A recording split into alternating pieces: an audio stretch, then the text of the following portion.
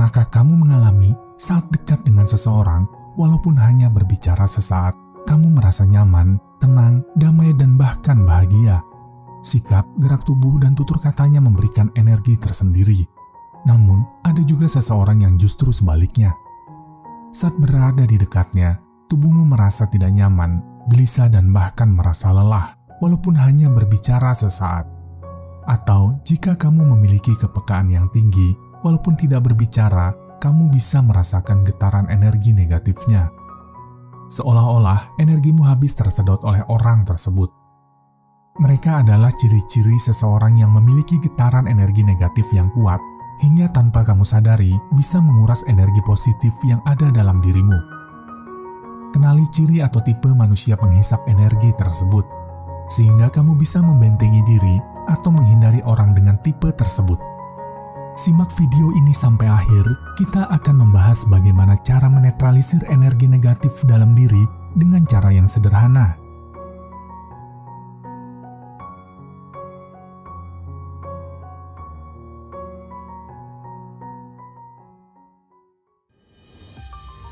Penemuan inovatif dari Bielefeld University menunjukkan bahwa tanaman mampu menarik sumber energi alternatif dari tanaman lainnya.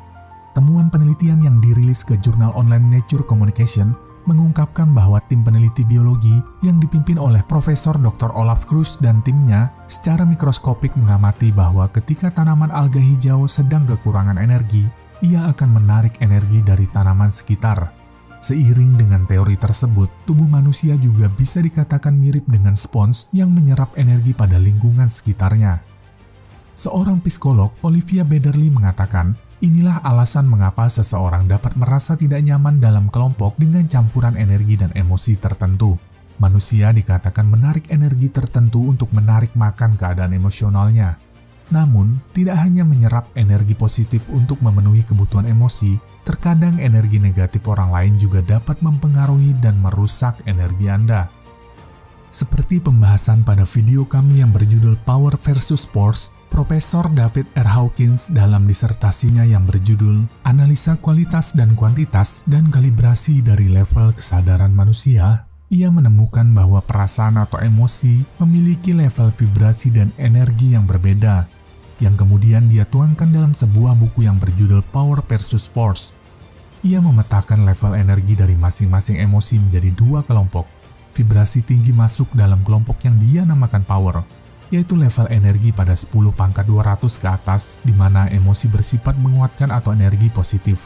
Sedangkan seseorang dengan vibrasi rendah masuk dalam kelompok Force, berada pada level energi 10⁻² ke bawah, yaitu di mana emosi bersifat menghancurkan atau energi negatif. Seseorang dengan vibrasi tinggi mampu memberikan energi positif, dan sebaliknya, seseorang dengan vibrasi rendah mampu menularkan energi negatifnya kepada orang lain di dekatnya atau di sekitarnya. Kita akan membahas beberapa ciri umum seseorang atau teman yang memiliki vibrasi rendah yang bisa saja menjadi penghisap energi bagi diri Anda. Di antaranya,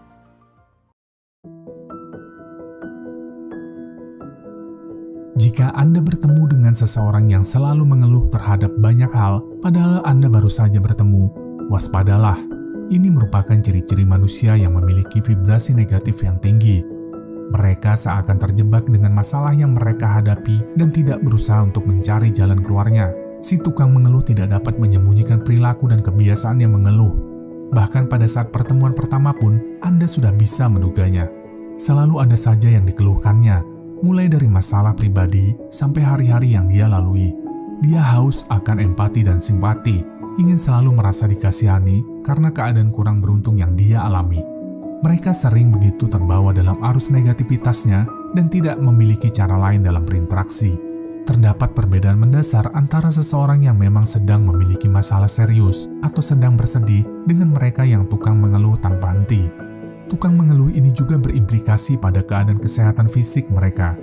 Mereka cenderung memiliki penyakit psikosomatis, di mana penyakit atau gangguan fungsi tubuh yang datang dari pikiran atau kondisi mental tertentu. Anda dapat mengabaikan mereka sebisa mungkin dengan mengurangi bersosialisasi dengannya. Atau salah satu hal produktif yang Anda bisa lakukan, yaitu melawan negativitas mereka dengan mengatakan sesuatu yang positif. Ini jika Anda yakin vibrasi positif Anda lebih besar dari vibrasi negatif orang tersebut. Buatlah batasan berinteraksi hanya jika dibutuhkan dan berkaitan dengan pekerjaan. Jika Anda terpaksa harus terlibat interaksi panjang, bicarakan topik yang ringan-ringan saja. Jika dia berhasil mencari celah untuk mengeluh, cukup tanggapi sekedarnya saja. Jangan coba-coba memberi solusi. Sekali Anda memberi solusi, mereka akan menarik diri Anda ke dalam pusaran masalah yang tidak memiliki ujung. Jangan membuang energi serta waktu Anda yang berharga hanya demi memahami mereka. Bukan berarti Anda tidak peduli. Namun, sikap ini perlu diterapkan untuk menghindari energi negatif dari si tukang mengeluh yang lebih jauh. Anda tentu bisa membedakan mana seseorang yang benar-benar membutuhkan saran Anda dan mana orang yang hanya bisa mengeluh tanpa mau berpikir rasional.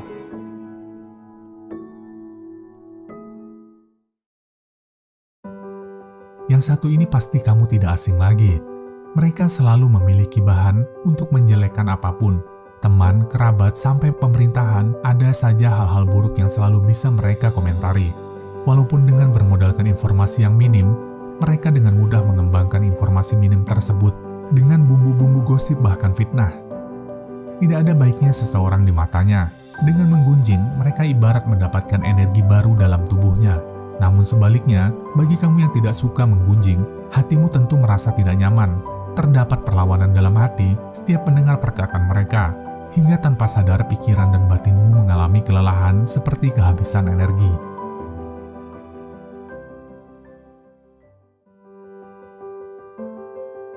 Orang yang rendah diri sangat berbeda dengan rendah hati.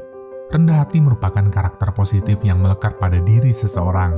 Sementara, seseorang yang rendah diri merasa tidak punya kendali atas dirinya, sering membandingkan diri dengan orang lain, meragukan diri sendiri hingga sulit menerima pujian. Saat bersama dengan mereka, Anda bisa merasakan ketidakpercayaan dirinya karena mereka selalu merasa tidak pantas dan tidak berani memulai hal-hal baru. Orang yang rendah diri juga akan kesulitan mengenali apa yang mereka inginkan karena mereka menganggap diri kurang berharga. Selain itu, mereka juga akan merasa malu atau tidak kompeten apabila merasa butuh bantuan. Mereka akan memilih diam. Pada akhirnya, siklus ini akan membuat kebutuhan diri sendiri berada di prioritas terendah dan menyulitkan dirinya sendiri. Kehilangan seseorang yang dicintai atau mengalami peristiwa yang menghancurkan hati, sehingga membuat sedih dan berduka, adalah hal wajar. Namun, jika seseorang meratapi sebuah kesedihan atau kedukaan secara terus-menerus, hal tersebut sangat berbahaya, baik untuk kesehatan mental maupun fisik. Berdasarkan tabel kesadaran David R. Hawkins, mereka tergolong pada level energi yang rendah, yaitu berada pada level energi 10⁻75. Ini adalah level kesedihan, penyesalan, dan perasaan tidak bahagia. Pada level ini, seseorang selalu merasa kehilangan dan depresi. Ketika Anda ingin mencoba menghibur atau mencoba menenangkan dirinya, pastikan energi positif Anda besar. Karena jika tidak, justru Andalah yang akan masuk ke dalam kepedihan yang mereka rasakan, dan seketika akan menguras dengan cepat energi positif yang Anda miliki tanpa Anda sadari.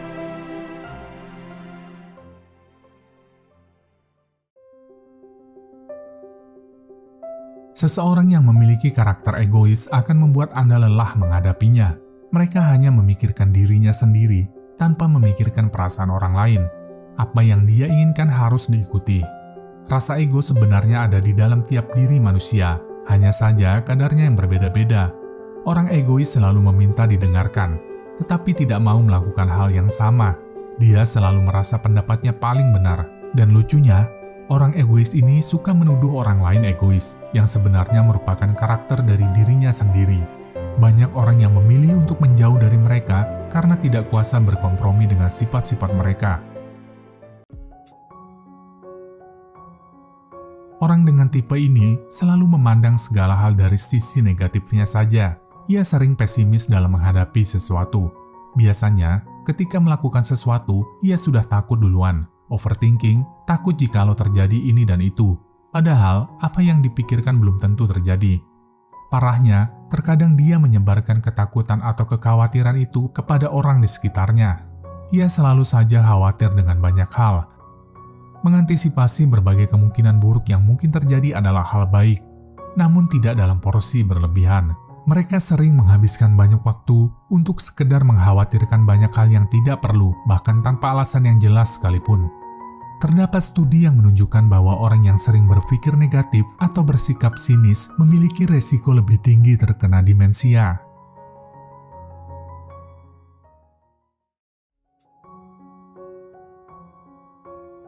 Marah merupakan salah satu cara untuk meluapkan emosi negatif.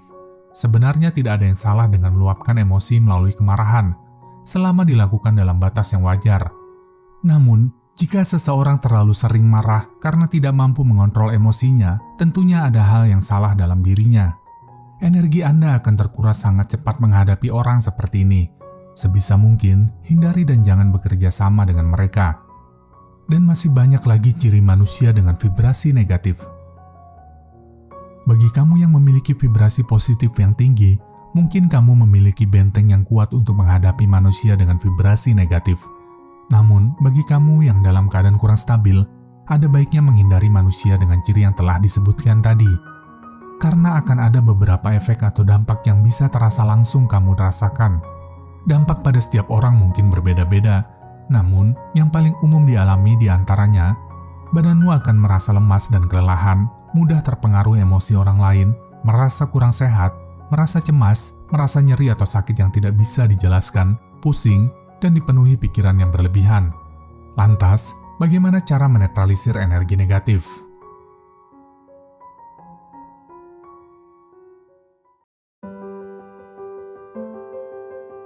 Spiritualitas merupakan tindakan penyaluran pikiran untuk menemukan kedamaian batin, kebahagiaan, dan meningkatkan kesadaran pribadi. Spiritualitas dimengerti sebagai hubungan Anda dengan Sang Pencipta. Spiritualitas menjadi kekuatan kedamaian batin yang ditemukan karena proses keheningan dan penyadaran diri. Apapun kepercayaan Anda, berhubungan dengan Tuhan sebagai pemberi jiwa, mampu memberikan ketenangan, ketentraman, dan kedamaian dalam hidup, dan tentunya meningkatkan vibrasi positif Anda. Udara segar dan sinar matahari memiliki kekuatan yang luar biasa untuk memutuskan energi negatif dari tubuh dan pikiran. Energi alam akan benar-benar membuat diri Anda lebih baik. Cobalah untuk sekedar jalan-jalan sejenak atau membuka jendela dan rasakan udara yang masuk ke dalam paru-paru Anda dan hembuskan energi negatif. Ulangi hingga Anda merasa rileks. Menurut Mayo Clinic, penurunan paparan sinar matahari telah dikaitkan dengan penurunan serotonin yang dapat menyebabkan seasonal affective disorder, yang merupakan bentuk depresi yang dipicu oleh perubahan musim. Paparan sinar matahari yang cukup justru dapat membantu tubuh memproduksi hormon serotonin yang berperan dalam meningkatkan perasaan bahagia, tenang, dan fokus.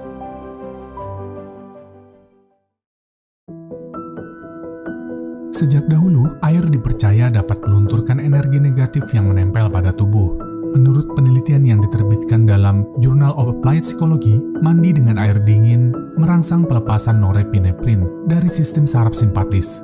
Norepinefrin adalah neurotransmitter yang meningkatkan energi, mengaktifkan otak Anda, membuat Anda waspada, dan meningkatkan kekuatan fokus. Selain meningkatkan energi dan kewaspadaan, neurotransmitter yang dilepaskan saat mandi air dingin juga memiliki efek positif pada suasana hati Anda. Sebuah penelitian yang diterbitkan dalam Medical Hypothesis menemukan bahwa mandi dengan air dingin dapat meredakan gejala depresi dan kecemasan. Mandi air dingin mengirimkan sejumlah besar impuls listrik dari ujung saraf tepi ke otak yang memiliki efek antidepresif. Mendengarkan musik bisa menetralkan vibrasi negatif. Pilih jenis musik yang membangkitkan mood menjadi lebih semangat. Ini adalah stimulus sederhana namun tepat sasaran untuk membangun positive self-talk. Sebuah studi yang diterbitkan pada Journal of Positive Psychology telah menguji efek musik pada perubahan mood seseorang. Studi ini menemukan bahwa orang yang mendengarkan musik ceria dapat meningkatkan suasana hati mereka. Kesimpulan ini dibuat berdasarkan laporan para peserta yang merasa lebih bahagia setelah mendengarkan musik yang ceria selama 2 minggu. Namun, musik juga menimbulkan perasaan negatif. Studi lain yang dilakukan oleh Durham University di Inggris justru menemukan efek sebaliknya. Penelitian tersebut menyebutkan bahwa musik tidak meningkatkan suasana hati. Pada sebagian orang, musik sedih dapat menyebabkan perasaan negatif. Jenis lagu yang melo dapat membangun emosi dan mengingatkan seseorang pada pengalaman sedih yang tidak terlupakan. Hal ini menunjukkan bahwa pilihan musik ternyata memberikan pengaruh besar pada suasana hati. Bila musik yang didengarkan memiliki nuansa ceria, hati akan ikut merasa senang. Sedangkan apabila musik yang didengarkan memiliki irama yang melankolis, Anda juga akan ikut merasa sedih. Jadi pilihlah jenis musik yang ceria yang membangkitkan mood Anda menjadi lebih semangat.